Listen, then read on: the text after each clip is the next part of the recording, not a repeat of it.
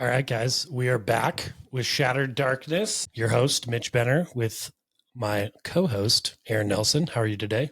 Oh, so fantastic. So happy to be here. Good, good. And today we have a good friend of ours. Her name is Hilda Daniel. How are you today? I'm good. How are you? Good.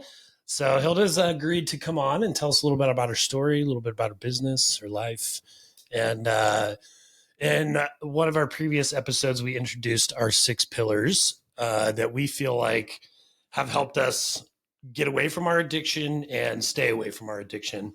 And just so you guys know what those are, we're going to try to touch on all of these today in Hilda's story. But vulnerability, personal accountability, faith, community, service, and self-discipline.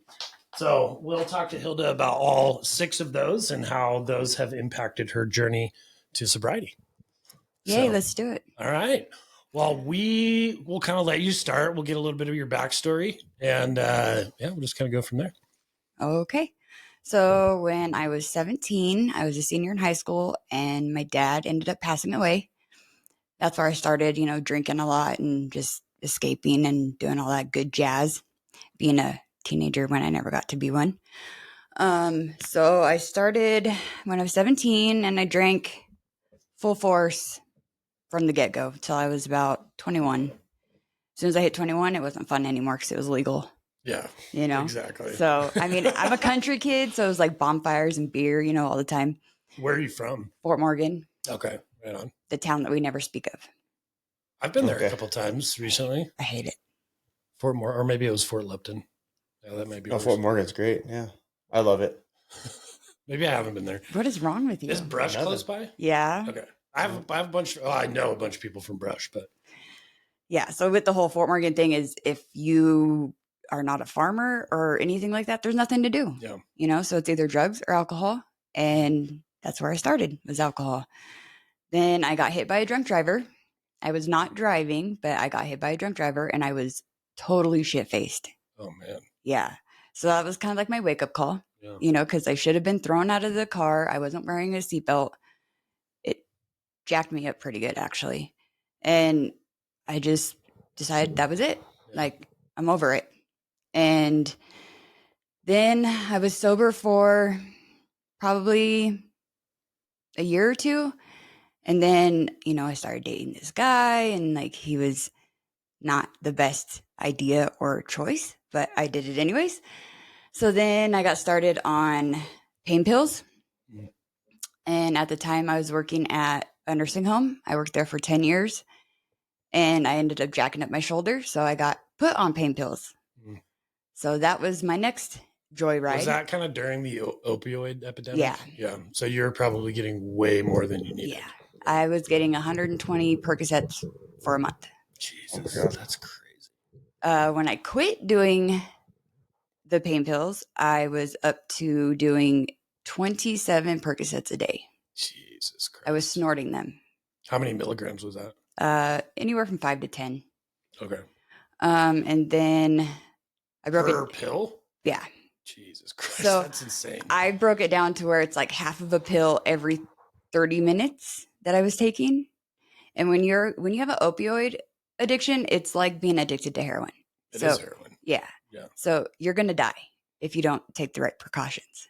So when I decided that enough was enough, I went into full withdrawal and I almost died, literally. Like I could just feel my whole body shutting down, my organs shutting down. I felt like shit.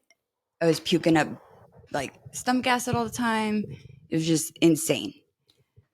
So my fiance I was dating at the time, he was really big into meth and he comes in, he's like, here, snort this. I'm like, what is it? He's like, if it works, I'll tell you what it is. If it doesn't, then we won't talk about it.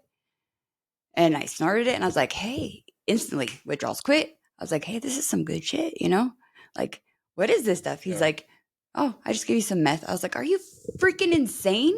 Like my nephew went down that road, totally jacked up his life. My brother went down that road, totally jacked up his life. Like I come from a family of addicts. Like, don't be giving me stuff I don't know what I'm doing. That's what I was just going to ask you, actually, if this was like in your family tree. Yeah. And like, he's like, well, it helped, didn't it? Okay, yeah, I did. So then it was just like slowly, like, you know, I'd snort a line here, snort a line there, snort a line here. And then I started smoking it. Yeah. Worst decision of my life. Once you start smoking it, it's the worst to get off of. Yeah. Then And it's like super addictive. Yeah. Right? Like once you start smoking it, you can get hooked on it the first time. It's like it's a mental addiction more than it is a physical addiction. Yeah. And like at the time I didn't know like I was suffering from mental health, you know, and all this stuff. So I was just like, we're just going to keep just shoving all this shit in my body just to not even think about it. And we'll just go on with my day, you know, because after my dad died, then I had my first stillborn son. And then I had a second stillborn son. Jesus Christ. Then I had a miscarriage. So I was just like, enough is enough. I'm over it. Was that, and were those due to drugs? No. I have a chromosome deficiency, so my body can't carry like a male fetus. Really? Yeah. So when my body hits like 22 weeks, then it starts shutting down. Then my body will start rejecting it. Holy shit. So my second stillborn, I almost literally died also because like my organs started shutting down and everything. Wow. That's crazy. And then, you know, I met another guy and I'm like, hey, this guy's pretty cool. Thought I was in love, you know, he shot up meth. So I was like, hey, why not? Like I did it any other way. Let's see what the whole hoopla is about this stuff. So I started shooting up. I did that for about 3 years. And then everything just hit rock bottom. Lost my job, lost my apartment. Only thing I had to my name was my car. I remember my sister coming to stay with me and she tried to take me to rehab, like 3 different rehabs, and nobody would take me. Why? Because when I first started seeing my therapist, they put me on Klonopin, which is a benzo. Yeah. So none of these rehabs would take me because I didn't have enough of my prescription to make it through my whole like 90 days. So I was a health risk. So I was a liability. So we're not going to take you because we don't want you going into withdrawal when you're in full-blown withdrawal of something else. Like, it makes zero fucking sense. I know, right? Like, I remember sitting in, I think it was a rehab up here in Fort Collins. I can't remember. But I think we sat there for like 4 hours before they flat out told me, okay, yeah, no. Like at first they're like, yeah, we have a bed for you. Yeah, let's do your paperwork. Okay, we're going to get you all signed in, all this stuff. My sister was getting ready to walk out the door and leave me. And they're like, oh, wait, no, we can't.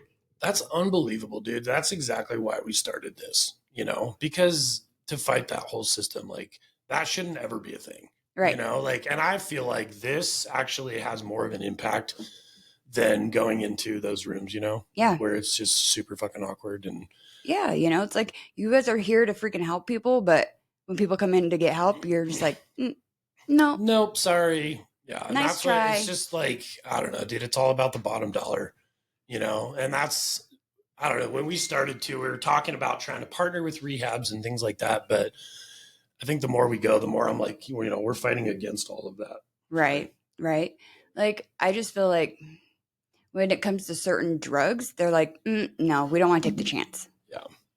But like, not everybody that freaking does drugs are like bad people, you know? Totally. Definitely. I agree. And that's the thing that like, you know, that's what we're trying to highlight here, right? Like it's not the person, it's the addiction, you know? And I got a call the other day from a friend of mine and, you know, he was like, hey, I've got this buddy and, you know, he wants to quit drinking, but he's kind of waffling, you know, back and forth. And I was like, dude, in my opinion, you're in the toughest place as a support person.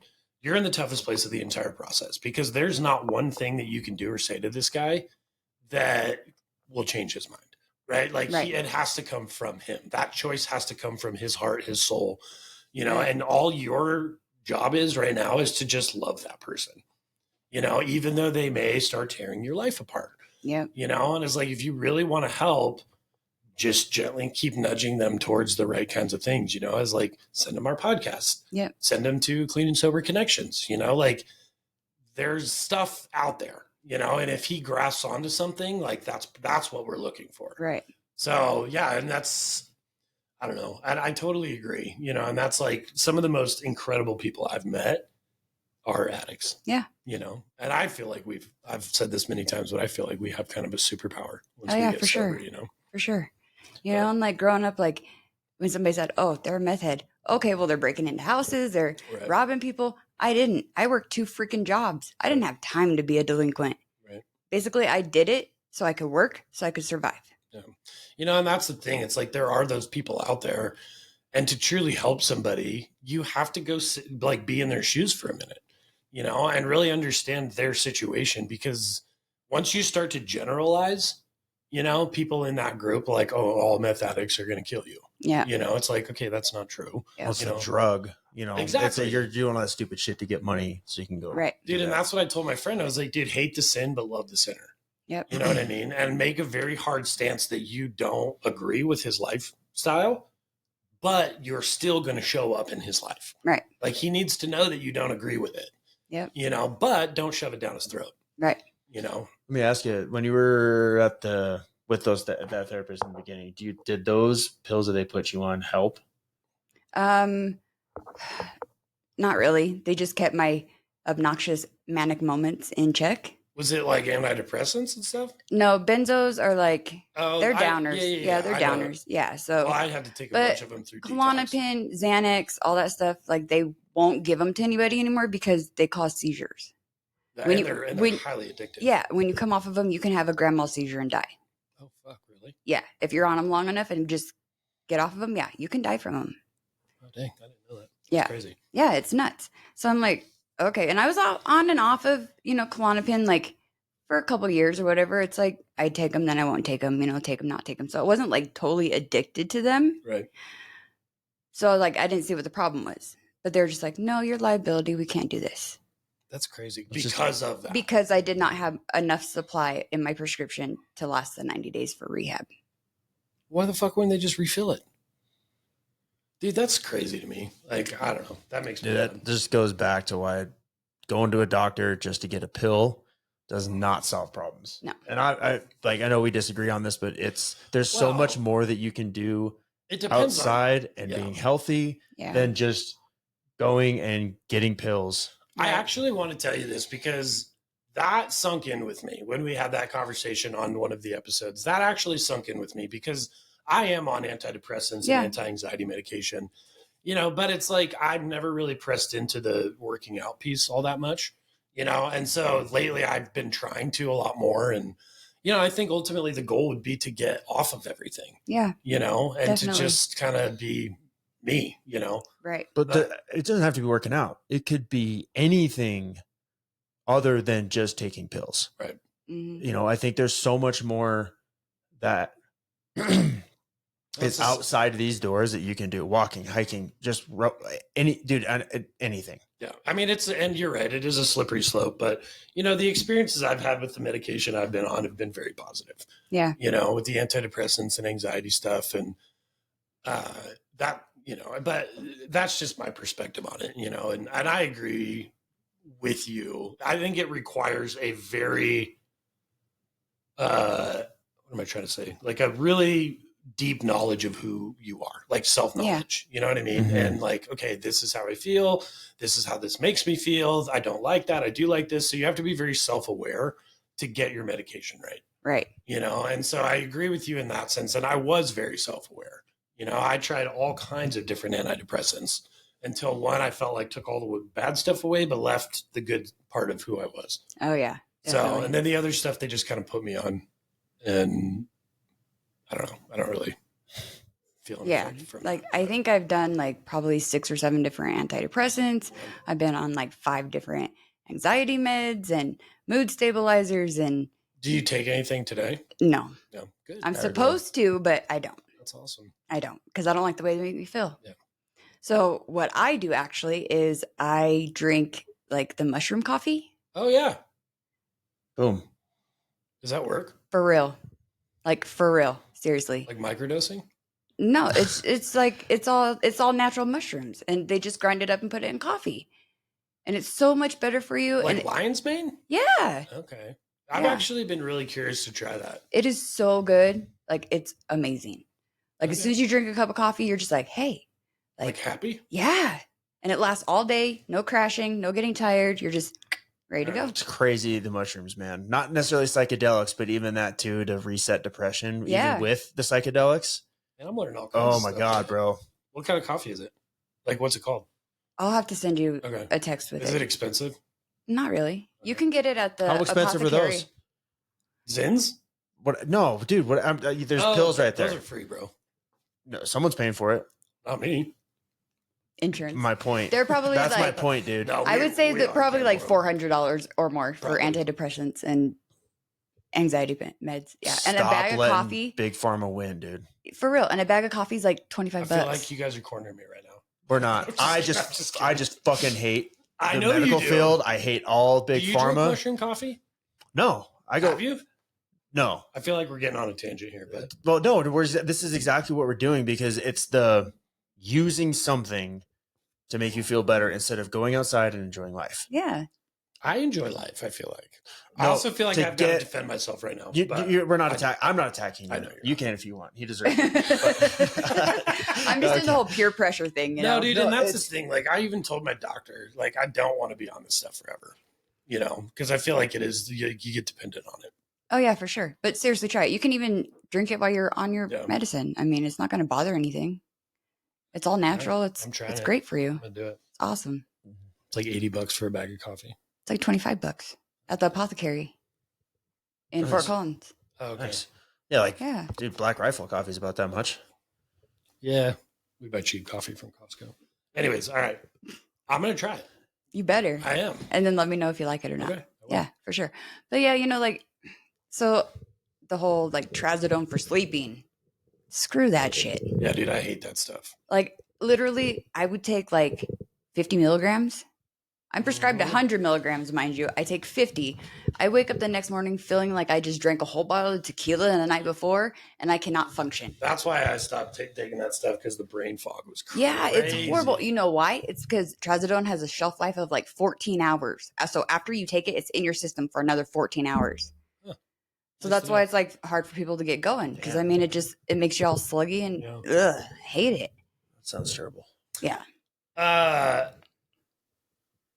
So one thing you did mention was there was addiction in your family. Was that, so this is like, did you guys kind of support each other in that? No. Are you close to your brothers, your siblings? No. Really?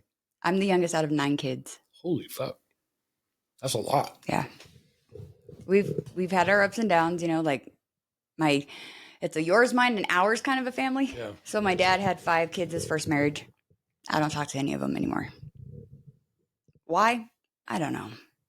They're so much older than me. I don't even care. Yeah. Like, whatever. And then my mom had 2, her first marriage. And actually, like 3 weeks ago, my brother committed suicide. But that's another story.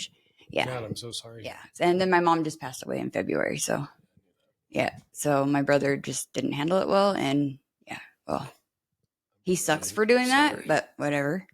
Are you doing okay? Yeah. I'm really sorry. Yeah. That's brutal, man. Yeah. And then, you know, there's me and my brother, and no. We're hit or miss. We have our good days, we have our bad days. Right now we're having a good like go at it right now. Yeah. That's good. So like he was really addicted to like acid when he was younger. My nephew did meth, acid, heroin, you name it. He did it. My dad was an alcoholic.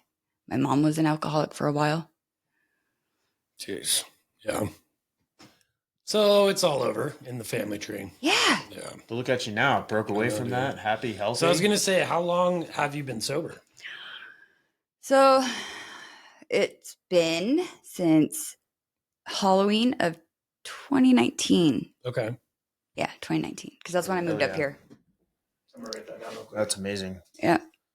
So Halloween was the last drink, or you were sober on Halloween? Sober. Completely sober. That's good.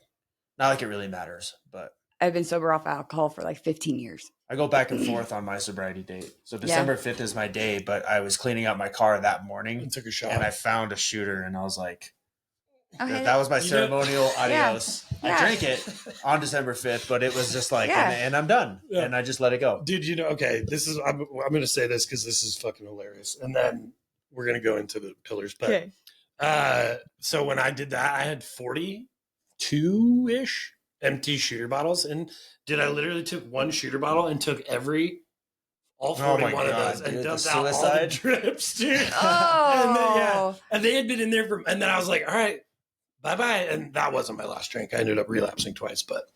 How'd you not die from that? That sounds horrible. Bro, in my brain, it's almost like doing quarters, like everybody's just like. Yeah, I was like, I gotta milk this bitch for everything she's worth. So was it like the nasty shooters, just like whatever's 99 cents? Dude, it was like Jim Beam. Yeah, it was horrible. Oh, that's what my dad used to drink. That's disgusting. It didn't fucking matter, bro. I would have drank gasoline. Jack was good. Beam was gross. Yeah. Right? Yep.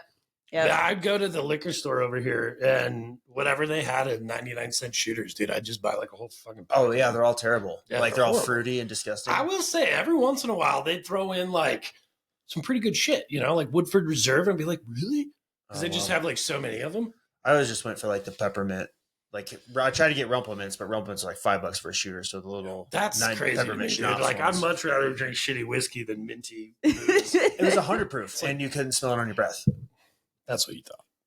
Hey, at least you didn't resort to drinking freaking mouthwash. You're 100% right. It's what I thought, but at the same time, I'd rather walk around like I just took mouthwash than a shot of whiskey. I'm in a goofy mood today. I mean, it's 100 true. The delusion of totally, absolutely. Well, and in my mind too, with that, I'm like, dude, I filled up probably 2/3 of that fucking bottle. Gross. It was so nasty. Probably all like different colors and stuff. I will say it was all whiskey, so it did look. The same. Was it all like backwashy and stuff too? 100%. Oh God! But it was mine, so it's like, who cares? That's so funny because at first I envisioned like the root beer shooters, and like the cherry and the pepper, all of them. It is just straight up like Jack. I didn't even like Jack, Jim. It was straight whiskey, man. That was my kryptonite. Little Johnny Walker in there. Oh God! But so, what year did you kind of start the rehab process? Was it 2019? Mm-hmm. Okay. So you went to rehab right away? I didn't even get into rehab. Okay. So you never actually went because they wouldn't take you. So even later down the road. I just said, screw it. So you just kind of white knuckled it. Actually, so like when everything went to shit, my husband, I've known him for 25 years. He's always been my best friend. He's always been my knight in shining armor. When shit gets bad, I could call him. He'll be there. I remember my sister throwing my phone at me and told me, hey, you can fucking take care of yourself. I'm done with this. And she just walked out of my house. And I'm like, well, who the hell am I going to call? Like, I don't have anybody to call. Like I used up all my resources and my friends. And I'm like, I don't want to do this to anybody else. So I called him. I don't even remember what time it was. It was like maybe midnight or something. And I just told him, I just broke down, told him everything that was happening. He's like, hey, I'll be there tomorrow. Just relax. I'm like, what the fuck ever? This guy's not going to show up. Like, why would he? Like, were you guys pretty good friends at that point? Yeah. And so, like, the next morning, I think it was like 7, 8 o'clock in the morning, I hear a knock on my door. I'm like, who the hell is here? I open up the door and he's like right in front of me. I'm like, what are you doing here? And he's like, you called me, remember? I'm like, well, I didn't think you were going to show up. And was that like the first time in your life, like somebody emotionally showed up? Yeah. That's huge, man. Yeah. And then, he's like, hey, I have 2 options for you. He's like, this is how it's going to be. You can either pack your shit, come move with me to Fort Collins, start over and be a real adult, or you can stay here, keep doing what you're doing, and I will never talk to you again. Yeah. Stay there in Fort Morgan. Yep. So I'm like, well, do I have to decide today, like right now, like right this minute? And he's like, no, you can have the weekend, but you're going to come with me. So I came up here for a weekend, hung out, just did our thing. I'm like, you know what? What else do I have to lose? Like, there's nothing for me back home. Did he struggle with addiction or anything? Yeah, he did. He did acid for a long time, but was free of that. Yeah, like he hasn't done it for like 10, 15 years, something like that. That's awesome. And like I told him, I was like, well, I don't have a therapist. I don't have any help. And he's like, you know what? He's like, don't worry about it. He's like, we'll figure it out. We'll just take it one day at a time. So to kind of break into the pillars a little bit too, you've already expressed multiple times in this story the willingness to be vulnerable. Yeah. And how do you feel like that helped? How do you feel like just getting it all out? Like, what did that do for you? What did it do for the situation? It makes you realize shit's not as bad as you make it out to be. That's fucking huge, man. I love that. Because, like when you're fucked up on whatever, your mind goes to the worst possible scenario that there is. You don't look at your glass half full. You don't look at people that can help you, different choices you can make, you're just like, bam, right to the most negative one. Because everything's falling down around you. You're like, what the fuck do I have to live for? Right. Honestly. That's awesome. I love that. That's very true. Yeah. I just kind of lost my train of thought. I mean, there's not much else to really say about the vulnerable piece because was it easier to get healthy with your mindset that you have now? As far as just no shame, this is where I'm at. Here's my cards. Not really. Okay. It took about like a good 5 years of therapy to help. Okay. Not even gonna lie, because like you don't want to tell people what you're going through, especially when you move to a new town. You don't know anybody. Well, that's fair. You know, you're just like, I'm just gonna hide in myself. You know, just paint this pretty picture of I'm normal, I'm healthy, I'm just as perfect as everybody else. Yeah. Could you be open with your husband at that time? Oh yeah, he knew everything. Yeah. Yeah. So I guess how was that? I mean, was it really easy to just have those deep conversations, or at least just open up about yourself verbally to him? Yeah. Yeah. Like he's, you know, he was there throughout most of it, you know, hit or miss. Like we'd talk for a couple years and then not, you know, so like we'd always catch up. Yeah. We always stayed connected, which was great because, you know, through him getting married, me getting divorced, he gets divorced, you know, like we've always been friends, like no matter what. And then coming up here, you know, he's just like, lay it all out on the table. Like, what are we dealing with? What are we going to do? Yeah. You know, he's like, you want a therapist? We'll go get you a therapist. You want to do this? We'll go do this. You want to go to some support group? Let's go. Yeah. You know, dude, and that's cool. Really like, obviously, one, he'd been through it, right? Like, and I feel like that's where, I don't know, the rubber really meets the road, man. Is like, this is such like a tough thing to deal with that it's hard to take advice from people that have never been there. Yeah. You know what I mean? And it's easy to be vulnerable with those people. And, you know, that's what it's like. People, I feel like sometimes people look at Aaron and I and they're like, okay, no, like we're not going to do that, you know, because we just throw everything out there, you know, and we don't really care. And I've been that way my whole life. You know, it's just a natural thing for me, but it's not for a lot of people. Right. You know, and what I tell people is like, just find one or two people in your life that are on a solid path in their own life that you're not afraid to come clean of everything. You know, because what the vulnerability piece did for me was just laid it all out. Mm-hmm. Right. And now I can look at it from a bird's eye view. Yeah. You know, so I love what you have to say about that, man. That is so awesome. Were you hiding a lot of it? Like, oh, yeah. So was it a release when you could finally be open and vocal? Yeah. A lot of people didn't know that I was shooting up. Yeah. I mean, I have the scars to prove it, but even now people were like, how can you wear shorts? Your legs are all like jacked up. So what? Yeah. It's part of my story. I'm not ashamed of it. Battle scars. You know? So vulnerability leads into personal accountability, right? So obviously there's that huge personal accountability where you're like, okay, I've got to take ownership for all of this shit. Tell us a little bit about that in your path. Like, how did that come to transpire? When I started going to therapy and found a really good therapist, right. Really, because like he gives you the tools that help you dissect it and make it neat and put it back in your closet for people to look at. Mm-hmm. You know, like he told me, he's like, you know what? He's like, most addicts are afraid to open up their closet to anybody because it's a shit show. Yeah. He's like, you need to take everything out, organize it, fold it, hang it up, put it back in your closet. So when you open it, people are like, hey, yeah, you might have had a shitty life and you might have made some bad choices, but you're a pretty awesome, you know, person. You got it together. Yeah.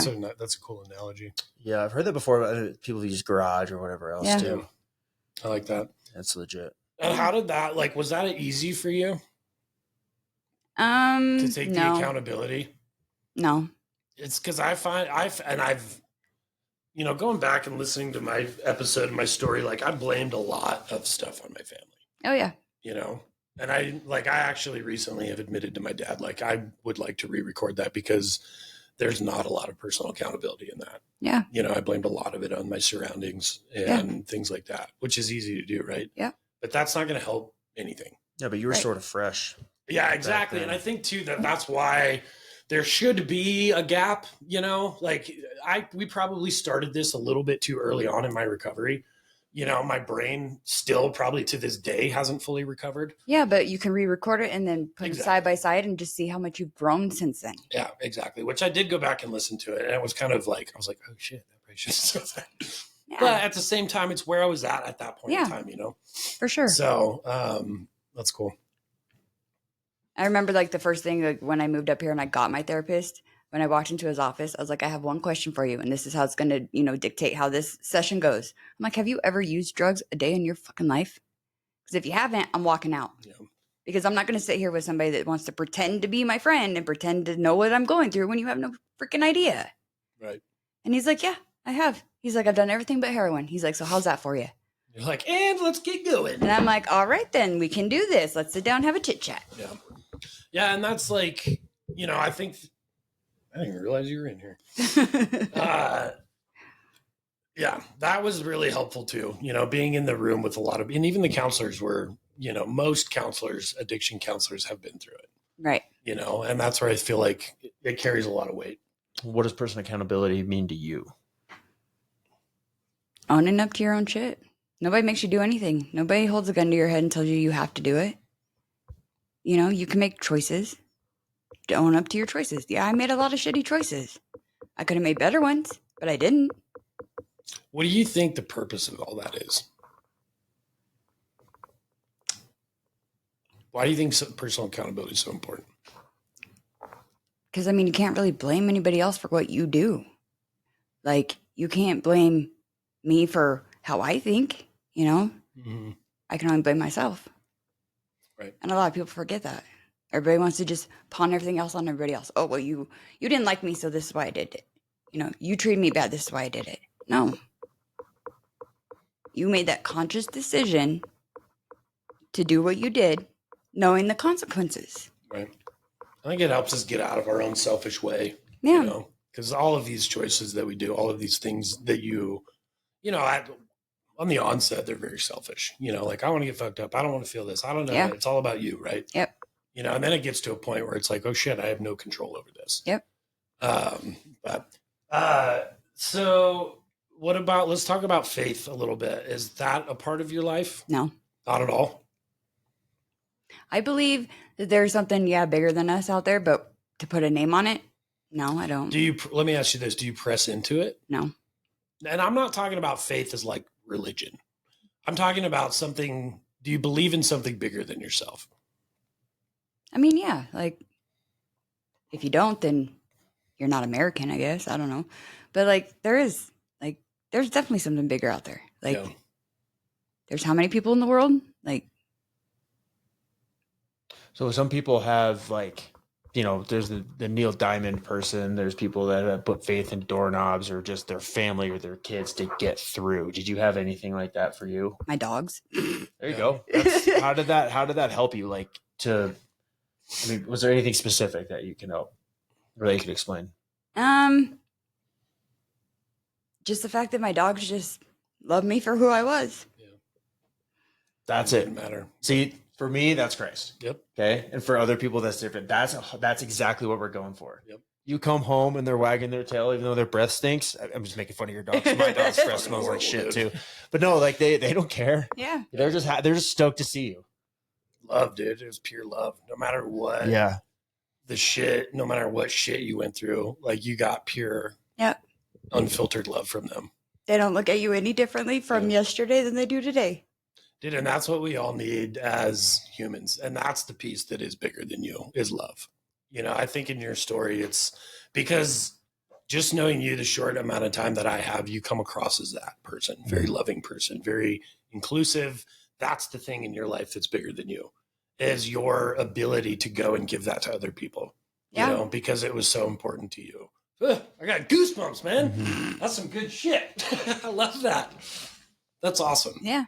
All right. Community.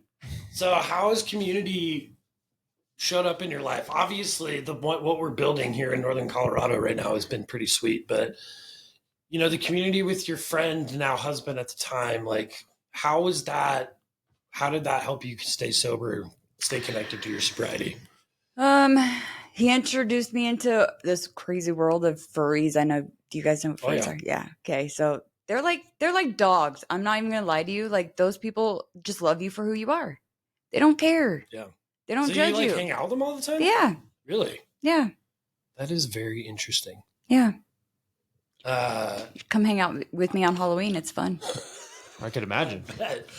Catch some eyes. So for the people that don't know, explain to us what a furry is. A furry is somebody that dresses up in an animal costume. Think of like a mascot, okay? But it's because a lot of these people have social anxiety. They have, you know, they're autistic. They're, just introverts. Like they just don't like being around people. It helps them to be around people and not be judged. And outside of their own skin. Yeah. It's interesting because I have a very different perspective on all that. Everybody does. Yeah, but at the same time, I've never explored it. Right. So it's very judgmental for me to have that perspective without exploring it. Right. And a lot of like the furry community is like with the LGBTQ plus community, like a lot of them just because they're not accepted. Right. So they want friends. You just get in this group and it's cool. Like we go play pinball, we go bowling, we go. How does being a part of that community make you feel about yourself? Like I'm freaking a rock star. Yeah. Like you belong to something. Yeah. I think that's it too, is just finding a community of people that will lift each other up. Right. There's a lot of that of finding, 2-3 people that are better than you, 2-3 people that are on your same level, and 2-3 people that you're helping to bring up. Yeah. I think it's important to surround yourself with people that make you better. Right. And that's what you feel about that group. Oh yeah, for sure. Yeah. It's really cool. I love that for you. What about service? So service is our next pillar. Well, I don't do much of that. I'm not going to lie. Like What about your job? Well, okay. Yeah. That's a service industry. Yeah. And I do give away a lot of free cleanings, so. There you go. And I realize that, like, maybe in your mind, it's like you're getting a monetary, like you're getting paid for that, right? So maybe it's like, but it's still service. Right. And I mean, that's why I started doing what I do now is because I wanted to go help people. Right. I get it. You don't got time. Well, I might not have time, but I'll go do it for you anyways. This is one thing I really want to touch on too, because I think this is the one thing that helps us get out of our own way. And did you ever experience and it could be work, right? Like you clean houses professionally and commercial buildings and things like that. Like that is a service, right? How does that make you feel? Like when you complete a job and you look back, you're like, oh my gosh, I did a great job. And oh yeah, you know what I mean? Like that makes you feel very good about yourself. Right. It kind of takes you away from this poor me place in your mind, Yep. And kind of puts you out here, right? Like you're like, okay, now I'm serving other people. I'm communicating with other people about what's going on in their life. And, maybe you're learning things about them that are like, oh my gosh, like I struggle with that too. And, so it's just, was there any of that for you? Like just that true connection, right? And like, I guess I'm not really sure what I'm like community and service, right? Like, yeah, definitely. I have a couple clients even now that call me for random off the wall shit. And I'm like, yeah, sure. I'll go do that for you. Why not? Yeah. Like you need me, I'm there. And just because I didn't have that. Yeah. The other thing about it too is what we're doing right now is service. Yeah. It's putting yourself out there in hopes to help somebody else. Right. And that's why I think as long as we are getting out of our own way and doing things to impact others, like that's service. Yeah. Right. Impact others for the positive. Right. Because we can do both, Definitely. And I was going to say too, like the group that we're putting together. Oh yeah. It's freaking awesome. So, sorry, I keep forgetting what these are. Yeah, this is also a big one is self-discipline. So how is this like since getting sober to today? Like this is something I struggle with. And so I'm just curious to hear how it's transpired in your life and your sobriety. Really, I just found a really good hobby. Like something to occupy my time.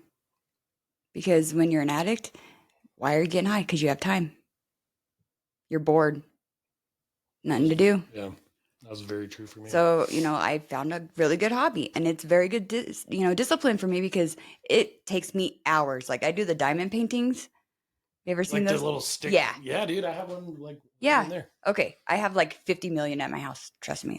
It's an addiction. I tell you. But no, like I'll sit there for like 3-4 hours. Like if I have a stressful day, back in my room, my husband knows not to bother me.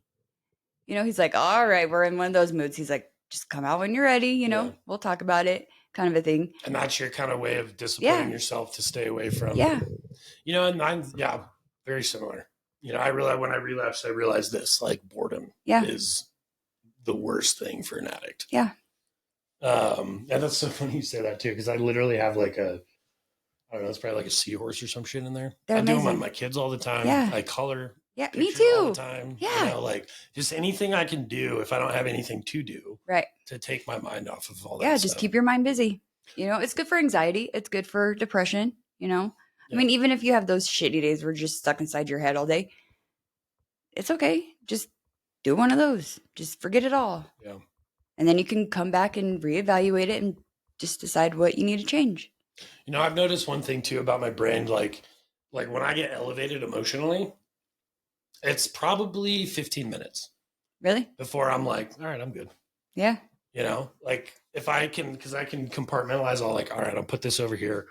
I'm not going to think about it. And then 15 minutes later, like whatever, you know, happens in your brain happens and I'm able to come back and revisit that. I wish I was like you. Mine's like hours. Is it? Yeah. Cause like I go into like a manic mode and I'm just like obnoxious. My husband calls it my obnoxiousness is like, I just blow up. I'm just like, just rampaging on like one issue, you know, he's like, really? Is it really that bad? He's like, are you done? Can we like talk about it now? Or are you just going to keep yelling and screaming? You know, it took him a long time to realize I don't want you to fix my problems.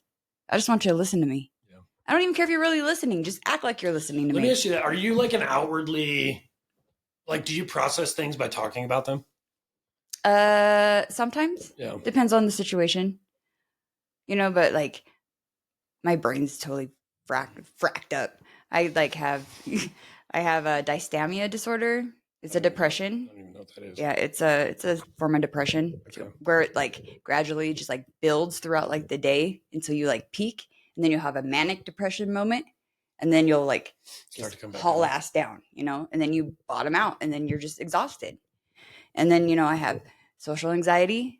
I have generalized anxiety disorder. Wow. I have bipolar disorder. Really? Yes, I have borderline personality disorder. Really? Yeah. I wouldn't have guessed any of that. Right? A lot of people don't. It's because I can hide it really well. I've had it for so long, you know? It's just like, it's just a part of who I am. But you'll tell, like, if I'm like super chatty and just like balls to the wall, I'm probably having a freaking manic moment. Just hold on and just let's just enjoy the ride together, okay? Because there's nothing you can do about it. Because if you leave, I'm going to be pissed off. If you ignore me, I'm going to be pissed off.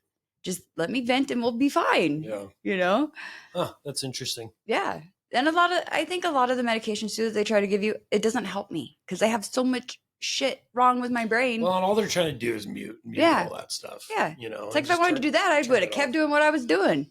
You know, it was a lot more fun. Well, and for me too, there's a part in there where you start to play God, you know? Yeah. And it's like I believe that we were created for a specific, for a purpose, you know, like I think each individual has like a very unique purpose. And, you know, the more we try to mute those things, even though, it could be a struggle or it could lead to some negativity in our life. Like, I feel like we start to play God in those moments. Yeah. It's like, why do you think the whole suicide rates like jumped up like tremendously? Stop dishing out drugs and figure out what the bottom problem is. Yeah. You know, it could be something simple. You know, it could be something simple. Yeah. But being ignored is not the way to do it. Or being hushed is not the way to do it. Say that louder. You know? Yeah, you know, like being hushed isn't like the way to go about things. It's not a way to fix it. You know, and that's like part of the destigmatization, right? Of being an addict. Yeah. You know, is like it is so in your face. Yeah. You know, that I feel like the rest of the world is like, oh God, like we're not going to deal with that. You know, but if we can just champion those people through that crazy cycle in their life, you know.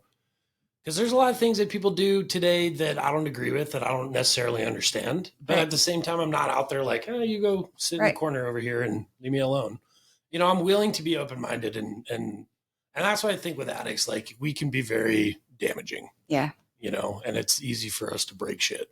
And, you know, another good thing to think about is don't judge people because you don't want to be judged either. And it's easy to do when, you know. Yeah. Running through a pane of glass in Old Town Fort Collins. Oh, yeah. Interesting. It's easy to judge people for doing stuff like that. For sure. Know? Yeah. But yeah. Do you have routines that you stick with? No, I don't. I mean, I guess my whole life's a routine. I just get up, go to work, come home. Yeah. Well, like, is it like up at the same time I do this No. every day? Is nice. No. See, that's unique too, because there's, which I think is a great change, because I feel like a lot of the people we've had on are, at least Andrew just come to mind. Andrew?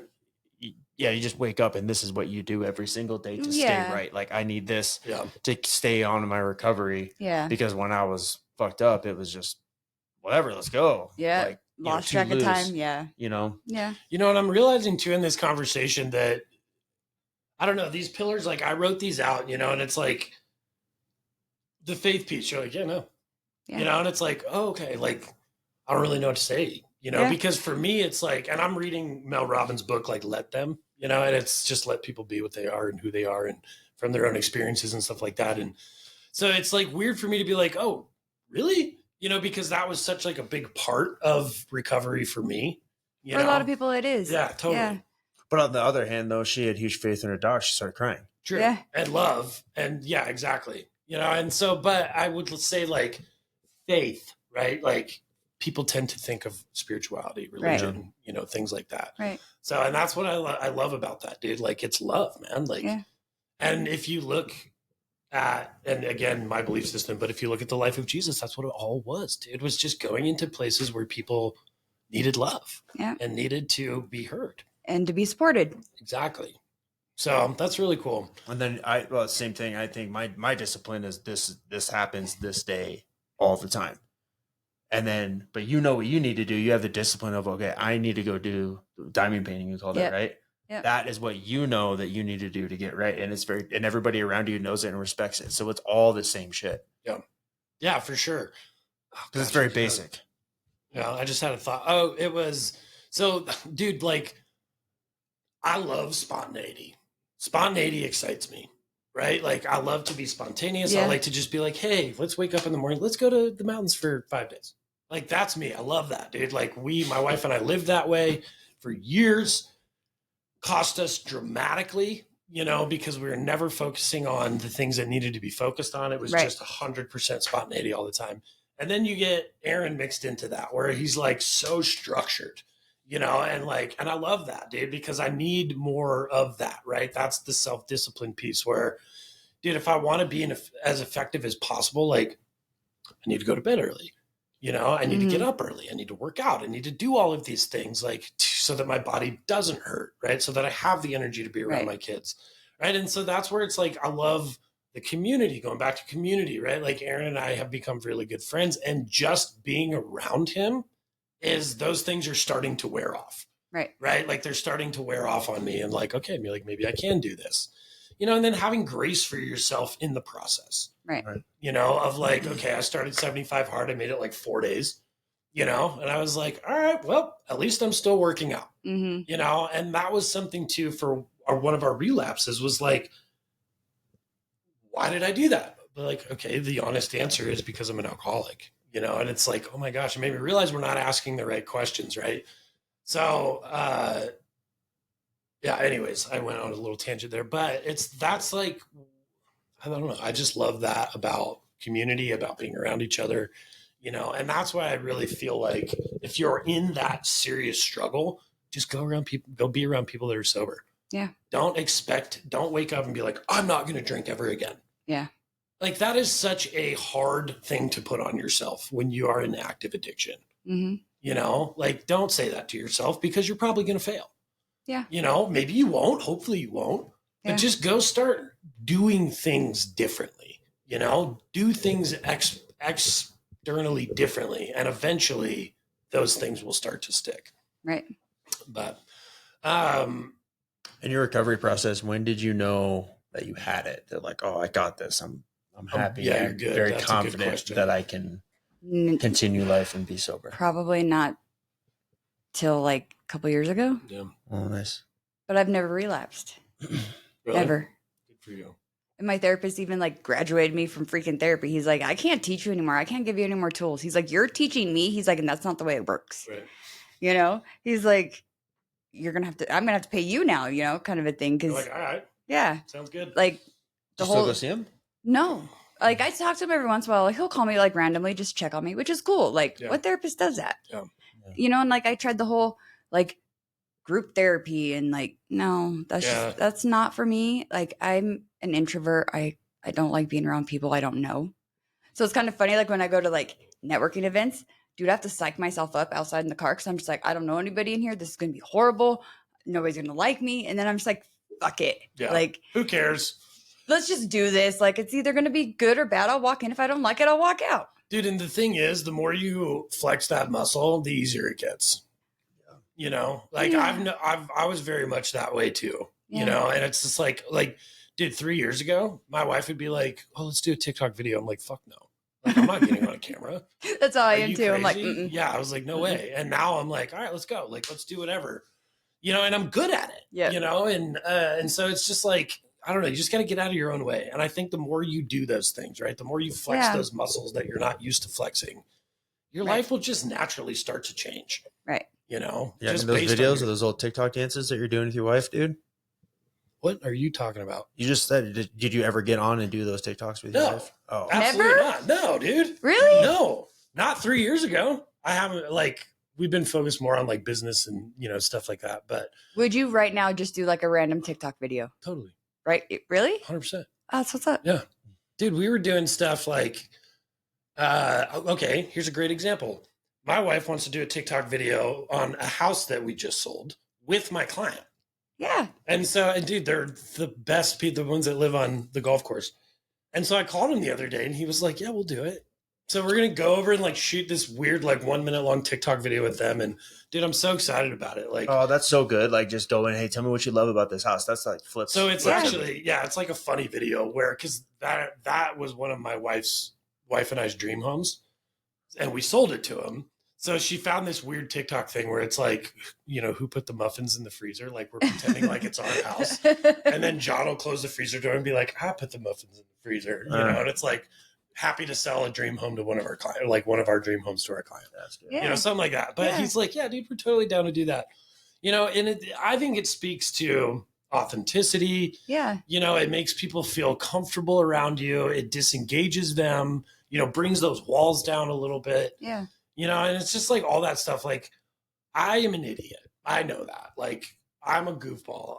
Whatever. Like, I'm going to embody that. I'm going to be that person. You know, it lights me up. It lights my world up. It lights my family up. You know, but it's not easy to do all the time. You're putting yourself out there, you know, for judgment, for whatever. It's vulnerable, right? You're in that place of vulnerability. But it's fun, man. Yeah. And like I said, I think the more you flex that muscle, the easier it becomes. Yeah. So, at least for me. Yeah. But it's crazy. We're literally right at an hour right now. Isn't that crazy? Yeah. How fast it goes? So one thing that we always ask everybody at the end of every episode is what's like the biggest piece of wisdom that you've gathered from your time being sober, from going through all of the things that you went through? What would you share with the people that are listening? That you're not alone. There is somebody out there that understands what you're going through. It might not be, you know, to the T, like, oh, this happened exactly the same way to me. No, nobody's going to be the same. But there is people that know, that have gone through it, that will be out there to help you. Even like you guys. Like, I love being around you guys. Likewise. Yeah, and you've been a big part of the group since day one, and that's huge, man. We really appreciate that. So, yeah, I agree. Like that's what I think I love the most about this community is I've known you for like 4 months. Yeah. You know, and it just feels so connected. Yeah. You know, and I think that's the vulnerability piece, the connectivity piece, like all of that, those 6 pillars, bringing all of that together, you know, and yeah, it's just really awesome. Yeah. And we might not ever agree on everything all the time, but, you know, just be open to everybody's suggestions. Exactly. You know, and at the end of the day, like, it's not our place as people to judge one another, you know? And I feel like if we would just get to a place of like, hey, no matter where you're at, I can disagree, agree, like, you know, whatever, you're still a person and I still think you're awesome. Or if you don't like that person, just walk away. Yeah. You know, you don't have to make that known. Right. You know, and it will get easier. and it'll come to a point where you don't even think about it. Right. Like I can literally walk into a networking event. There's alcohol everywhere. And I'm just like, what the fuck ever? Yeah. Like I can only handle drunk people for so long nowadays, but it doesn't bother me to be around it, you know, like. To be completely honest with you, I struggle to be around drunk people. Yeah. Like I actually fucking hate it. I always like stop and look at myself. I'm like, did I act like that? Like, what the hell? Yeah. Like. That's why I was like kind of grateful that I was playing with Mark. Because and the other guys that we were playing with were like so into golf that they weren't drinking. So I was grateful for that. Man, I got kissed so many times on Monday. Yeah. Like, kissed on the head and like hugged and like some dude kissed my ear because, you know. Because they're all drunk. Yeah. Oh, bro, such a great tournament, man. And I'm like, thank you so much. Yeah. No, dude, and that's the thing. Like, I've noticed lately, and it must be the summertime, because I've been actually struggling with the desire to drink. Yeah. Oh, yeah, definitely. And you play golf. Exactly. You know, but I will say I don't struggle with it when I play golf because I'm like in the zone, dude. Like I love playing golf so much that, and I tend to play with people that don't really drink a lot. But like, I don't know, just being around. So my parents have this awesome property in Loveland and they have a barn. It's not for too much longer. I know. Thank God, right? Yeah. And it's full of booze and they drink wine and it's fine. And we've had conversations about it, but it's like, I'm realizing like being over there at times, and I've admitted it to them, like, hey, this is like, I'm kind of struggling right now. Yeah. You know, which I thought I was well past that, but I'm not, you know, and it's just kind of resurfacing in these weird ways. And honestly, man, the community that we've built around all of this is like the number one thing for me right now. Yeah. You know, that's like the number one motivator. Cause it's like, man, if I fall off that wagon, like everything that we just built here means nothing. You know, and at least that's what I believe. Are you helping people like stay sober? Like, do you have like quote unquote sponsees? Not really. You know, I mean, kind of.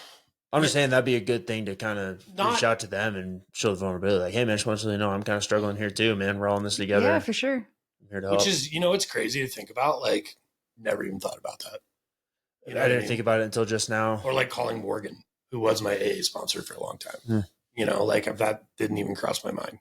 You know, and that's where it's like, I think I struggle with arrogance. You know, I'm like, oh, I got this. Yeah. You know, but yeah, it was kind of weird. Like, I like that question because it's like, I'm like, oh shit, can I answer that one? Because I'm actually struggling with it. You know, like not to the point where I'm like, oh God, I need a drink. Yeah. You know, but it's the desire. Yeah. Of like, man, it would be nice to have a beer right now. Go out on the lake and just have a beer. Yeah. We go fish. And it's definitely summertime. But what's the point? What is the point to have a beer? Like, tell me the benefit of actually having the beer. And dude, that's actually... Even if you're not an alcoholic. Right. It tastes like shit. It makes you have a headache. It ain't good for you. Right.